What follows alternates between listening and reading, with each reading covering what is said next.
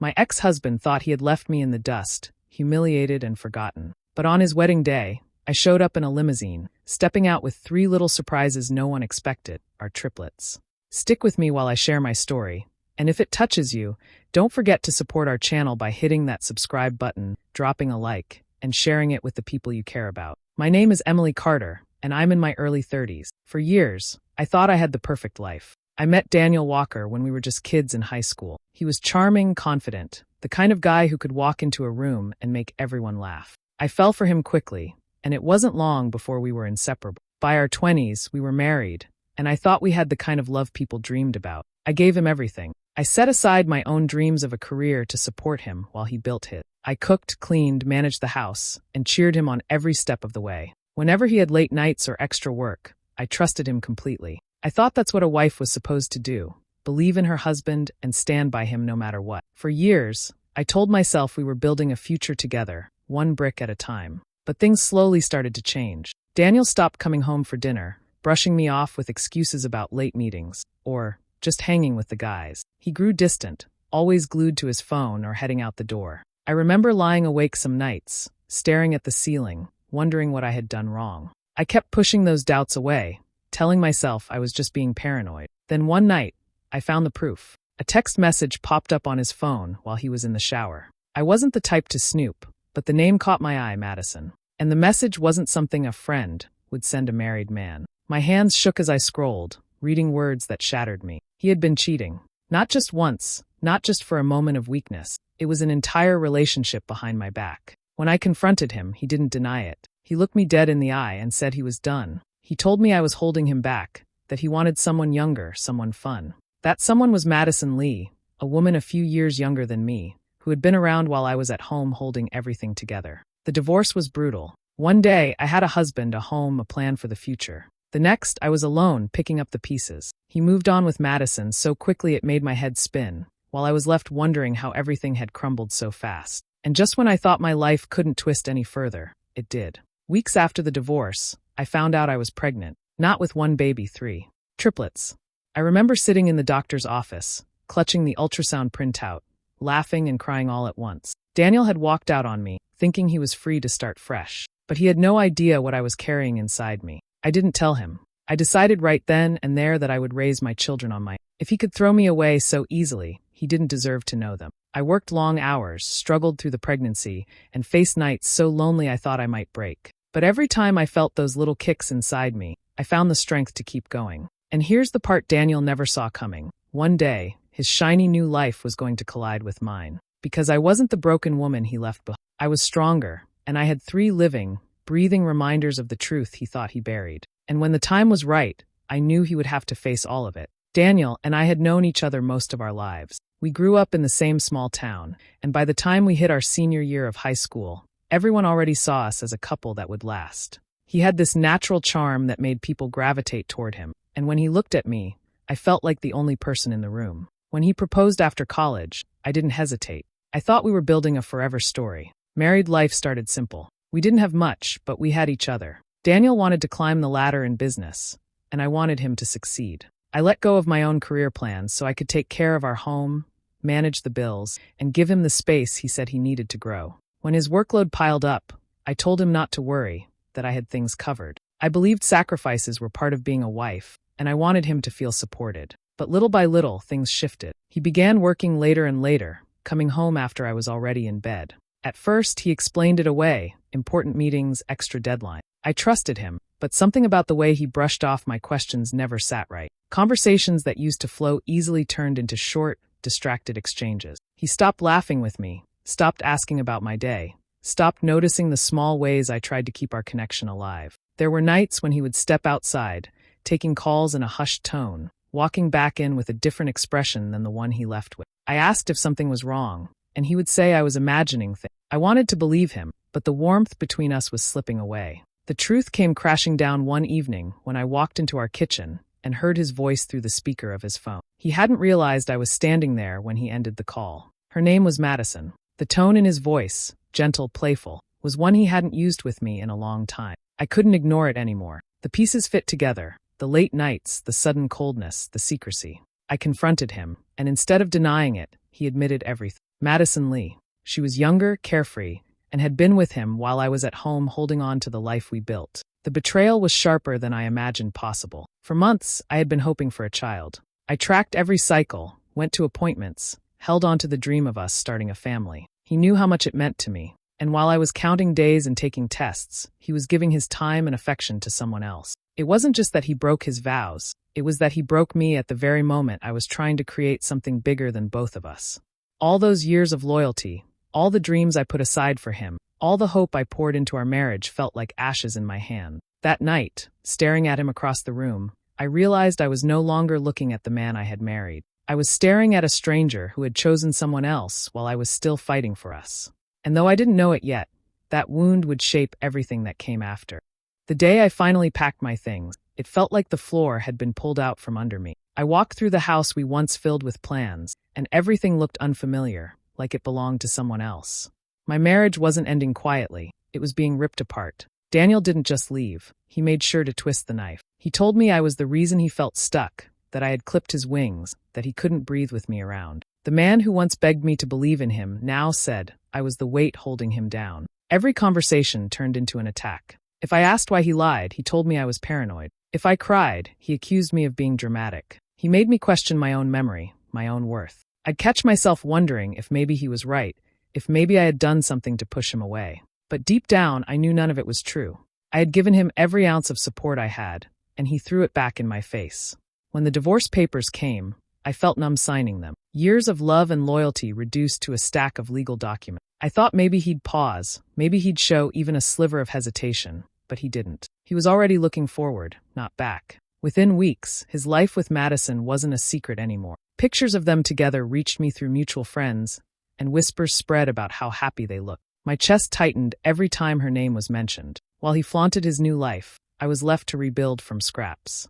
I had no career to fall back on, not much in savings, and the weight of bills pressing down on me. Nights stretched into long, hollow hours where I stared at the ceiling, wondering how I'd ended up discarded like old furniture. Some days I struggled just to get out of bed. The silence in the house was heavy, as if it reminded me of everything I had lost. Then, when I thought I couldn't handle one more blow, the world tilted again. I went to the doctor, expecting to hear the usual news of stress or exhaustion. Instead, I sat in that sterile room listening to a heartbeat that wasn't mine, then another and another. The screen showed 3 tiny flickers.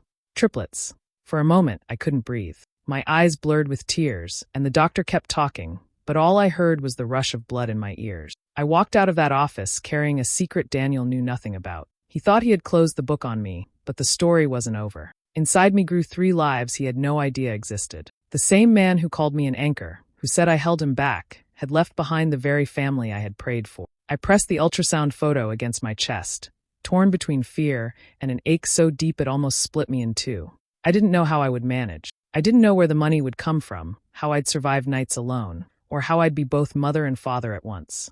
But I knew one thing for certain. Those children were mine, and I would give everything I had to protect them. While Daniel played the role of a man reborn in his shiny new life, I was quietly carrying the truth that would one day catch up to him. He had taken so much from me, but these 3 lives gave me a reason to keep standing, even when my world felt like it had collapsed.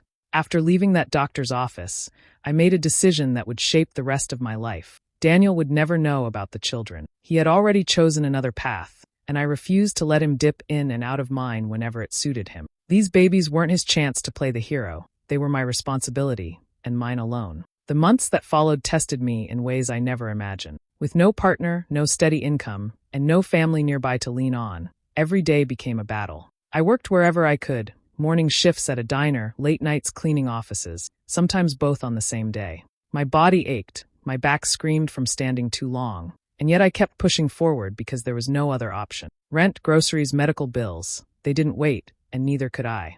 At night, when the exhaustion finally caught up to me, I'd sit on the edge of my bed, hands on my stomach, and cry quietly into the dark. The silence was heavy, broken only by the steady thump of tiny kicks inside me. I worried endlessly. How would I buy diapers for 3? How would I pay for childcare? What if I failed them before they even had a chance? Fear sat in my chest like a stone, but I couldn't afford to let it consume me. There were days when my feet dragged, when I wanted to collapse under the weight of it all. But then I'd feel a flutter, or hear their heartbeats during a checkup, and it gave me something to hold on to.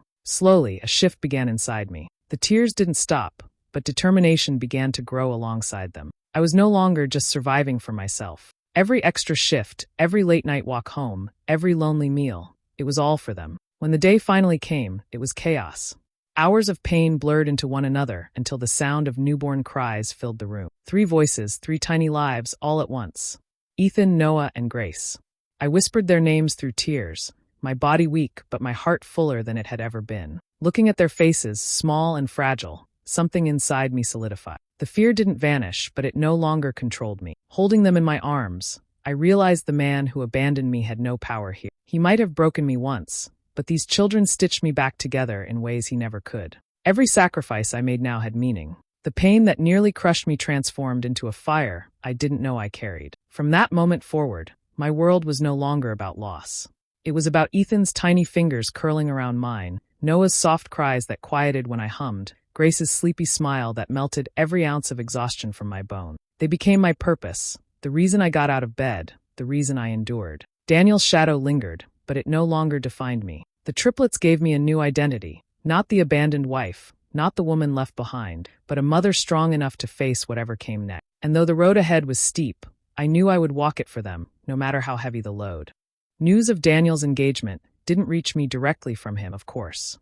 It slipped through casual conversation, a name dropped at the grocery store by someone who hadn't realized I was standing nearby. At first, I thought I'd misheard. But within days, it was confirmed again and again through whispers from old neighbors, acquaintances, even the cashier who once saw us come in together on Sundays. Daniel and Madison were preparing for a grand wedding. The sting was sharper than I expected. I had convinced myself I no longer cared, that I had put him and his choices in a box far away from my daily life. Yet the thought of him walking down an aisle again, promising devotion to the woman who had stepped into my place, burned through me like fresh betrayal. All the hurt I had tried to bury came rushing back, tangled with anger that tasted almost metallic in my mouth. Friends who still spoke to me tried to soothe the wound. They told me not to torture myself, that holding on to bitterness would only drain what little energy I had left. "Move forward, Emily," one of them said over coffee. "Don't let him live rent-free in your head."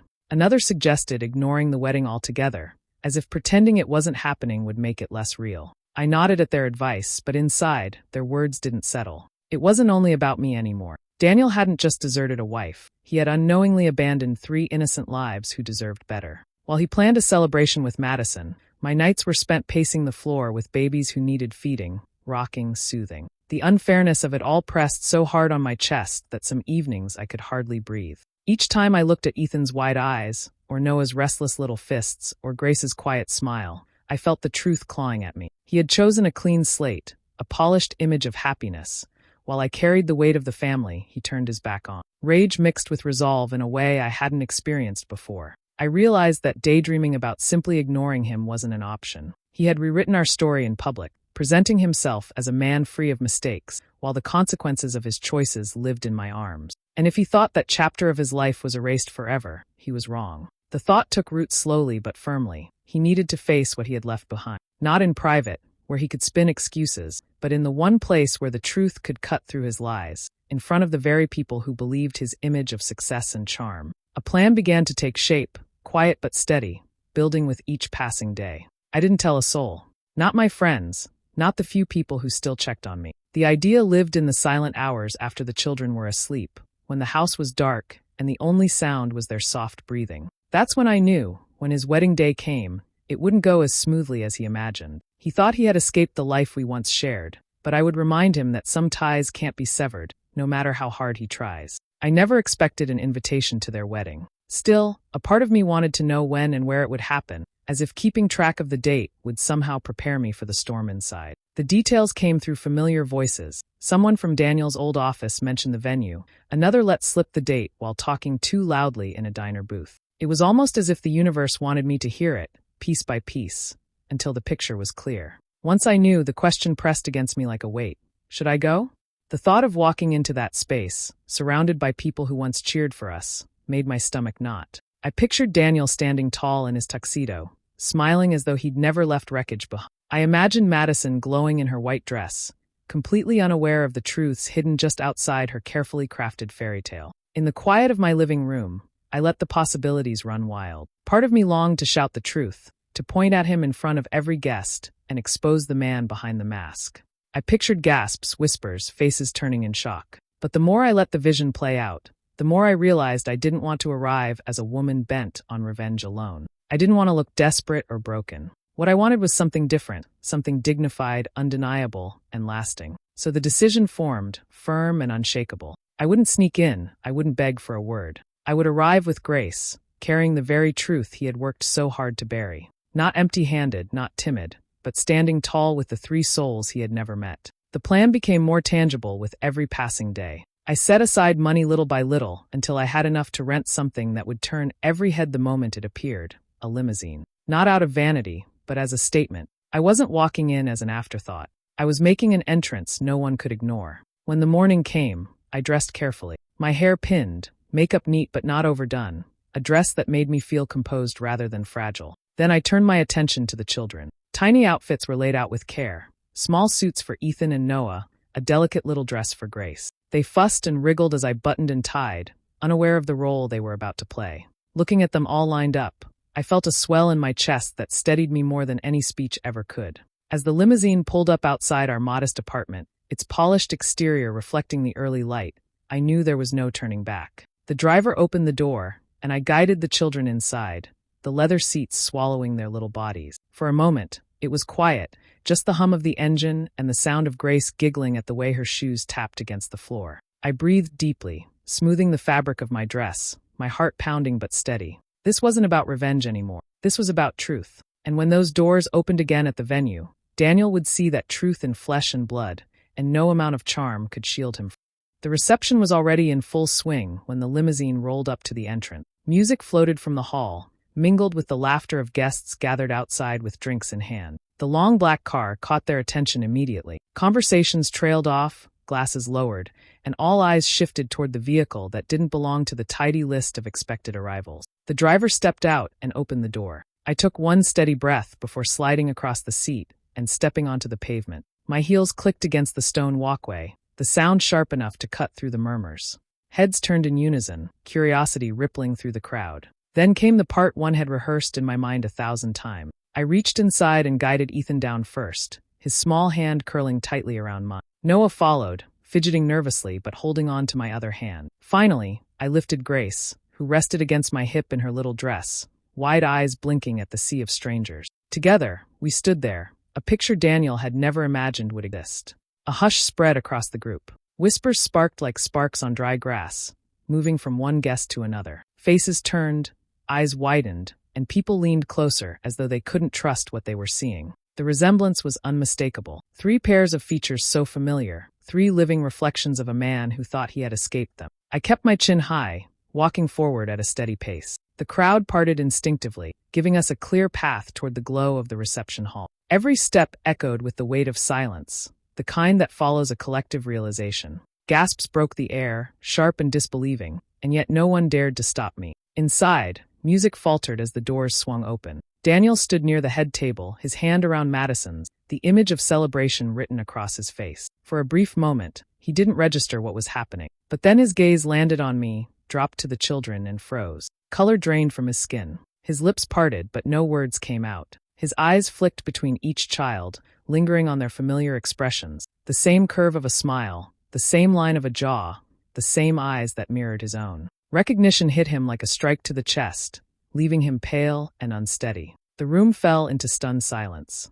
Guests shifted in their seats, glancing between him and me, waiting for an explanation. Madison's smile faltered as she followed his stare, confusion spreading across her face. I didn't need to say anything yet. The truth was already speaking for me, loud and undeniable, standing on either side of me and cradled in my arms. The moment I had envisioned for so long was here, and Daniel could no longer pretend the past didn't exist. All eyes were fixed on me as I stopped just a few feet from the head table. The weight of the silence was heavy, pressing down on everyone in the room. I could feel the children's small hands clinging to mine, their presence grounding me, reminding me why I was there. I didn't raise my voice or let my emotions spill over. Instead, I stood tall, steady, and spoke clearly. Daniel, I said, my tone even, my gaze locked on. I'd like you to meet your children. A collective gasp spread through the room. Conversations that had been buzzing moments earlier now fell completely still. The words seemed to echo, carrying into every corner. Ethan shifted at my side, Noah clung tighter to my dress,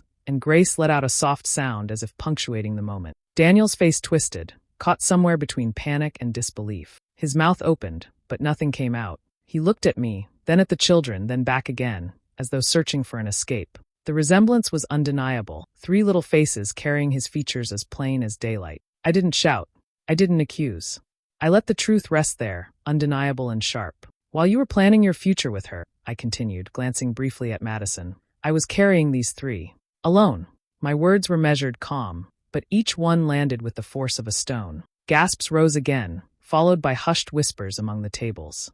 Guests exchanged looks, some with wide eyes, some shaking their heads in dismay. A few of his relatives shifted uncomfortably, the shame of recognition written across their faces. The fairy tale picture he had painted for everyone was unraveling right there, in front of them all. Madison's smile had vanished entirely. She stared at me first, then at the children, and finally at Daniel. The color drained from her face as understanding sank in. Her expression hardened, disbelief giving way to fury. She pulled her hand from his arm, the scrape of her chair against the floor loud in the silence. Daniel finally tried to speak. This isn't, but the words stumbled out weak, unconvincing. His voice cracked, his eyes darting as if searching for anyone to back him up. But there was no one. The children's resemblance silenced any chance of denial. Every guest could see it. I didn't give him the chance to spin lie. You left me when I needed you most, I said, still calm. And while you told everyone you had moved on, I was bringing your children into the world. You chose to walk away. But they deserved to be seen. They deserved to be acknowledged. The room was thick with tension. Some guests looked at me with sympathy, others at him with disgust. Murmurs of unbelievable, and how could he broke through the quiet. Madison, her face red with humiliation, turned on him, her voice sharp and cold. You never told me, she spat, her words cutting through the air. Daniel's lips moved, but no explanation came. He stood frozen, caught in the wreckage of his own choices. And for the first time, I saw him not as the man who had once held all the power over me, but as someone small, cornered, and exposed. The silence broke with Daniel's desperate attempt to salvage what was left of his image. He stumbled over his words, trying to weave excuses together, his voice cracking as he glanced wildly from one face to another. It's not how it looks, he stammered, though everyone in the room already knew exactly how it looked. His explanations dissolved into thin air the moment people looked at the children again, their features betraying him more clearly than anything I could have said. Madison's chair screeched against the floor as she stood abruptly. Her face was flushed, her eyes flashing with a mixture of rage and humiliation. She pointed a trembling finger at him, her voice sharp enough to cut the tension. You lied to me. You stood in front of everyone today and pretended to be a man of honor. And this is who you really are. Without another word, she turned on her heel, her gown sweeping behind her as she stormed out of the hall. The doors slammed shut, leaving Daniel alone in the wreckage of his celebration. A low murmur rippled through the crowd. Some guests shook their heads, whispering as they exchanged uneasy glances. Others pushed back their chairs and left quietly, unwilling to witness any more. The joy of the evening had been poisoned, and all that remained was the bitter taste of betrayal. Even his own relatives seemed to shrink away from him, their expressions a mix of shame and disbelief. Daniel tried again, reaching toward the guests as if pleading for understanding. You don't know the whole story, he said, his tone bordering on panic. But no one stepped forward to defend him. His carefully built image, the successful man, the devoted partner, was crumbling in real time, and nothing he said could patch the cracks. I didn't raise my voice or celebrate his downfall. There was no satisfaction in watching him unravel. My children were still at my side, small fingers gripping mine, and they were the only reason I had come. With quiet resolve, I turned toward the exit, guiding them with. The crowd parted once more, but this time their eyes weren't on him, they were on us. Each step toward the door felt lighter than the last. I didn't need to hear his protests or watch the embarrassment deepen on his face. I had done what I came to do. I showed him and everyone else the truth he had tried so hard to bury. There was nothing left to prove. Outside, the night air was cool against my skin. The limousine waited at the curb, sleek and steady, its presence as commanding as when we had first arrived. The driver opened the door, and I helped the children climb inside one by one. Ethan clutched my hand until he was safely seated. Noah slid across the seat with wide eyes still full of questions, and Grace settled into my lap with a soft sigh.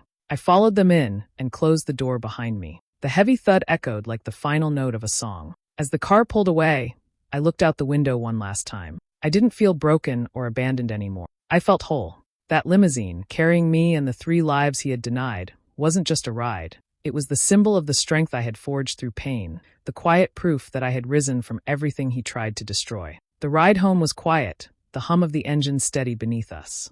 I sat with my children close, watching their eyelids grow heavy after such a long day. As the city lights blurred past the windows, my mind drifted back over everything that had brought me to this moment. The heartbreak, the loneliness, the sleepless nights, they had felt like chains around my chest once, but now I saw them differently. Every wound I had endured had carved out a space where strength could grow.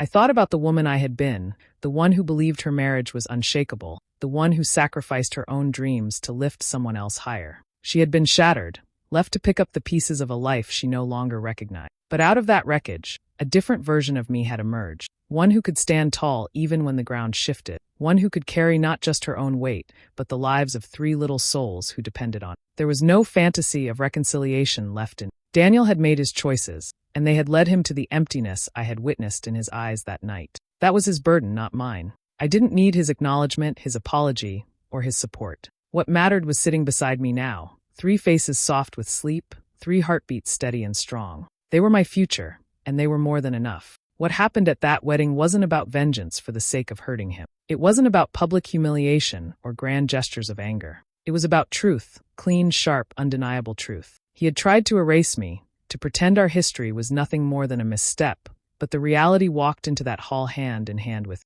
My quiet act had spoken louder than any shouting ever could. As the limousine turned onto the street where we lived, I felt no lingering bitterness. The anger that once consumed me had burned itself out, leaving something steadier in its place. I knew challenges still lay ahead, bills, sleepless nights, endless demands, but I also knew I was capable of meeting them. The hardest part of my journey had already shown me what I was made of. The car stopped, and I gathered the children in my arms, one by one, carrying them inside. Our little apartment was modest, but when I set them down and watched them stir in their sleep, it felt like the safest place in the world. I stood in the doorway for a long time, just looking at them, the corners of my mouth softening into a quiet smile. I no longer lived in Daniel's shadow. The weight of his betrayal no longer defined me. Instead, I carried with me the proof that love and strength can grow even in the harshest soil. The past had left scars, yes, but those scars no longer marked weakness. They marked survival. When I finally lay down that night, I felt something I hadn't in a long time: peace. I had faced the man who once broke me, not with rage but with dignity, and I had walked away stronger. My story wasn't about being left behind anymore. It was about moving forward, step by step, with Ethan, Noah, and Grace beside me. And together, we were free. Do you think I did the right thing by walking away and focusing on my kids? Or should I have given Daniel another chance? Share your thoughts in the comments, and don't forget to subscribe for more stories.